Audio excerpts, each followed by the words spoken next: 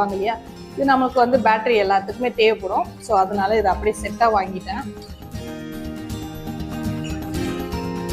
அடுத்து ஆல்ரெடி நம்ம வந்து டிமார்ட்டில் பர்ச்சேஸ் பண்ண வீடியோ போட்டிருப்பேங்க.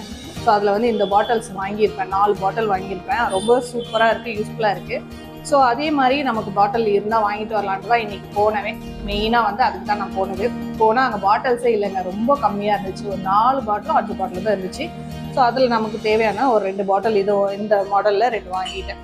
ஸோ ஏர்டைட்டாக இருந்தால் நல்லா வந்து ஈஸியாக இருக்குது. எறும்பெல்லாம் உள்ளே போக மாட்டேங்குதுங்க, ரொம்ப சூப்பராக இருக்குது. வேர்க்கடலை, உடச்சக்கடலை அந்த மாதிரி ஏதாவது போட்டுக்கலாம்.